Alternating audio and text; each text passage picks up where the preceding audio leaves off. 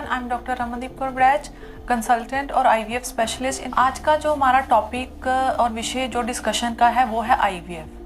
IVF का जो procedure है वो टोटल 1 मंथ का प्रोसीजर होता है, 1 महीने का। इसमें हम जो लेडी होती है उसको उसके पीरियड के सेकेंड डे पे बुलाया जाता है, जिसमें हम उनके ब्लड टेस्ट करते हैं और स्कैन करते हैं। ब्लड टेस्ट में हम पता लगाते हैं कि उनका हार्मोन लेवल है जो ठीक है, हार्मोनल इम्बैलेंस नहीं है, जिसमें हम सबसे इम्पॉर्टेंट एफएसएच, एलएच और एएमएच का लेवल देखते हैं। एएमएच जो हमें एग्स की क्वालिटी और क्वांटिटी के बारे में बताता है। दूसरा, हम उसमें देखते हैं कि पेशेंट को कोई थायराइड डिसऑर्डर ना हो और जहाँ फिर प्रोलैक्टिन लेवल नॉर्मल हो। और नेक्स्ट हमारा आ जाता है, विजुअली हम अल्ट्रासाउंड पे देखते हैं जो पेशेंट की ओवरीज है उसमें कोई सिस्ट तो नहीं है, जहाँ फिर जो यूट्रस है उसकी लाइनिंग ठीक है, उसमें कोई फाइब्रॉइड तो नहीं है। ये जब क्राइटेरिया नॉर्मल होते हैं तो हम पेशेंट को आईवीएफ के लिए काउंसिल करके उनको बताया जाता है कि जो फर्स्ट स्टेप होगा उनको स्टिमुलेशन होगा कि उनके अंडेदानियों में हम 4-5 से ज़्यादा अंडे बनाए जाएंगे, जो कि हमें इंजेक्शन और गनेडोट्रोफिन हार्मोन्स देके बनाते हैं, जो कि टोटल 10 से 12 डेज का प्रोसीजर होता है।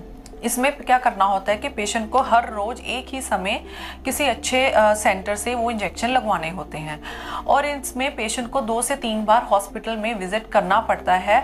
और क्योंकि उसमें हमने देखना होता है कि तीसरे दिन पे हम बुला के देखते हैं कि जो एग्स है वो हमारे अच्छी क्वालिटी के बन रहे हैं और उसमें कोई जो ब्लड रिपोर्ट्स हैं उसमें कोई प्रॉब्लम नहीं है। 10 से 12 दिन के बाद जब हम देखते हैं कि पेशेंट के जो एग्स है वो अच्छे बन चुके हैं, फिर हम पेशेंट को एक ट्रिगर देते हैं जिसके 36 घंटे के बाद हमने उन एग्स को बाहर निकालना होता है, जिसको हम पिकअप कहते हैं, जो कि एक छोटी सी बेहोशी दे के किया जाता है और अल्ट्रासाउंड मशीन के द्वारा एग्स जो होते हैं ये बाहर निकाले जाते हैं। उसी दिन पे हम पेशेंट का जो हस्बैंड होते हैं उनके स्पर्म्स लिए जाते हैं। एग्स को और स्पर्म्स को आपस में मिला के फर्टिलाइज किया जाता है।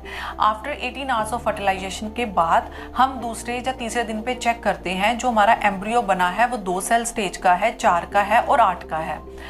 उसमें क्या होता है, ये जो ट्रांसफर होता है वो हम डे 3 और डे 5 पे किया जाता है। जो हमारे एम्ब्रियोज होते हैं वो डिपेंड करता है कि कौन सी ग्रेड के एम्ब्रियो बने हुए हैं। अगर तो हमारे एम्ब्रियो अच्छी ग्रेड्स के, हमारे पास 4 से 5 से ज़्यादा एम्ब्रियो बने हैं, तो 2 से 3 एम्ब्रियो ट्रांसफर करने के बाद हम पेशेंट्स को ये ऑफर करते हैं कि वो अपने बाकी के जो एम्ब्रियोज हैं वो फ्रीज करा सकते हैं, सो दैट कि ये वो नेक्स्ट प्रेगनेंसी के लिए हम यूज़ कर सकते हैं। इससे पेशेंट की जो कॉस्ट है वो काफ़ी नेक्स्ट प्रेगनेंसी के लिए कम हो जाती है। इसके बाद हम एम्ब्रियो ट्रांसफ़र करने के बाद हम जो है पेशेंट्स को 2 हफ्ते के बाद दोबारा हॉस्पिटल में बुलाते हैं, जिसमें हम उनका एक प्रेगनेंसी टेस्ट करके देखते हैं। अगर तो वो प्रेगनेंसी टेस्ट पॉजिटिव आता है तो हम वही मेडिसिन आईवीएफ वाली कंटिन्यू करते हैं, और अगर अनफॉर्चुनेटली वो नेगेटिव आ जाता है तो हम पेशेंट को काउंसिल करते हैं वो नेक्स्ट साइकिल में एम्ब्रियो ट्रांसफ़र के लिए। अगर हम बात करें जाए तो ये जो फ्रीजिंग की ऑप्शंस है ये हम पीसीओएस और पेशेंट्स को देते हैं। इसमें क्या होता है, पीसीओएस में क्या होता है कि बहुत सारे एग्स बनने के कारण पेशेंट में ओएचएस हाइपोस्टिमुलेशन सिंड्रोम के चांसेस बहुत ज़्यादा हो जाते हैं।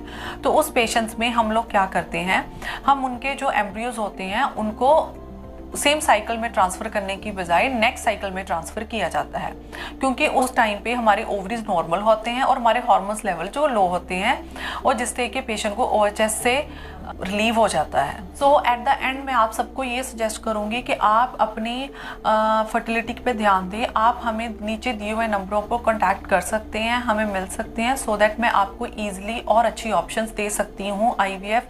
और ये भी कहा जा सकता है कि आप आईवीएफ के कैंडिडेट्स हैं भी कि नहीं हैं, ये आप मुझे मेरी ओपीडी पे आके मिल सकते हैं। Thank you.